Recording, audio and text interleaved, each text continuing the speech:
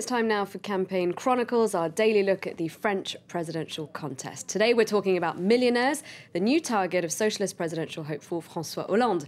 He's announced a plan to tax income over €1 million a year at 75%, something that surprised both supporters and opponents. And for more on this, I'm joined by our press reviewer, Elena Casas. Hello, Elena. So how's this going down in the press then? Good morning, Claire. Well, Libération on their front page call it the Fouquet's tax. Of course, after the famous Paris restaurant where Nicolas Sarkozy notoriously celebrated his election victory back in 2007, they've got a great big super yacht on this front page as well, perhaps reminding viewers of some famous photographs of the president, of course, with some of his wealthier friends on their super yachts. And what they're doing there is exactly what François Hollande is intending to do with the announcement of this tax, try and link Nicolas Sarkozy as much as possible in the public imagination with his friendships with the very wealthy. Inside, they say, you know, that taxing income of over €1 million a year at 75% wouldn't really bring in all that much money. So fiscally, it might make little difference. What it does, what Hollande is doing with this, is staking out his ideological territory. Nicolas Sarkozy, of course, has also been trying to appeal to working classes, people on low incomes in recent weeks, and distance himself from the image of the president of the rich. What François Hollande is trying to do is remind viewers, voters rather, that this was the president who capped tax at 50% for everyone. So however high your income, your combined tax couldn't reach higher than that. He was the man who created all kinds of tax breaks for the wealthy.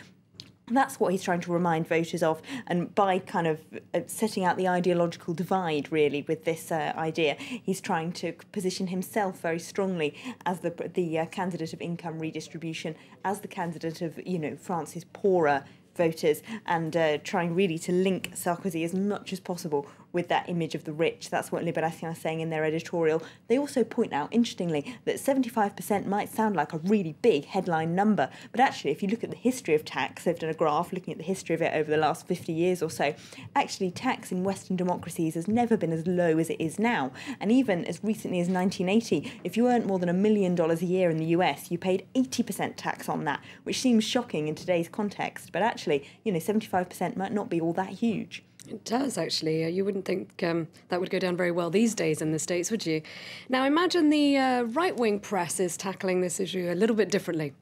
Well, that is a big number, 75%, and it is one, you know, quite inclined to scare off perhaps some moderate voters. Perhaps a fear that's expressed quite well by Le Monde's cartoon. It's a left-wing paper, of course, but they've got François Hollande here with a great big hammer marked tax, kind of waving it in the direction of a banker, and a socialist activist behind going, "Be careful, people will think you're on the left." You know, that what they're saying there is that, you know, 75% seems like quite an extreme left measure.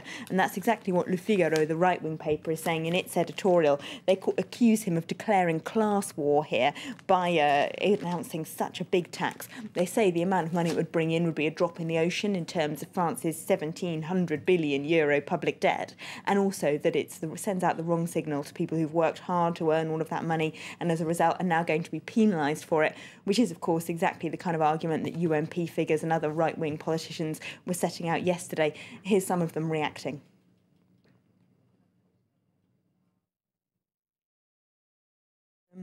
No? Okay. François Hollande invents a new tax every day, yet he doesn't propose a penny in spending cuts, except for 30% cut in presidents' and ministers' salaries.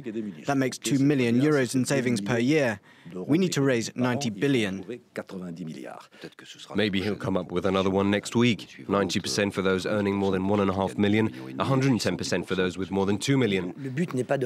The goal for Mr. Hollande is not to solve the country's economic problems, but to send a signal to the hardcore left, yet again evoking the idea of class war that seems to be important for him. Even some normally quite right-wing voices, they were saying today that maybe the bankers have asked for it. That's what the business paper Les Echos says in their editorial. They say bankers in France and all around Europe have awarded themselves such big bonuses in a time when a lot of the public feel that they're responsible for this financial crisis and they haven't suffered enough, that really they can't complain about a tax measure like this because they've brought it on themselves.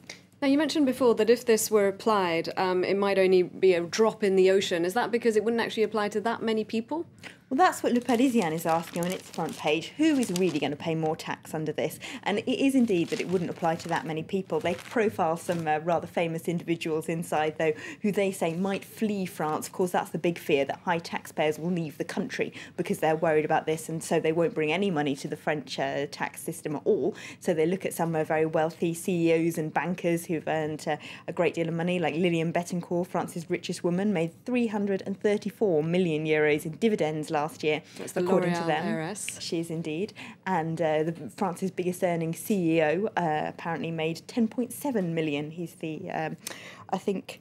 Is it LVMH? Yeah, LVMH, yeah. Bernard Arnault, of course. So, what's the chance, the paper asks, that they will actually flee France? The website Rue 89 also says some football teams might be starting to panic. They say that Paris Saint-Germain paid 21 players more than €1 million last year, and Olympique Marseille paid 16 players more than that. So their coaches might be starting to worry. They're all going to apply for a transfer to places where the income rules are less strict. They also say in that article that France's new star, Hollywood's Jean Dujardin, might want to stay in Hollywood after this rule is put in, because he made €2.5 million last year, so he also would fall foul of this. What about footballers, though? I mean, one solution might just be to pay them less. Is that really controversial? I don't know, but I don't imagine... If you're not a football fan, it seems like the easiest way, doesn't it? That's true. I can't imagine the teams getting any smaller because of this, if it were applied, of course. All right, thank you very much, Elena, for that. That's it for Campaign Chronicles, and that's it also for Live from Paris. Do stay tuned to France 24.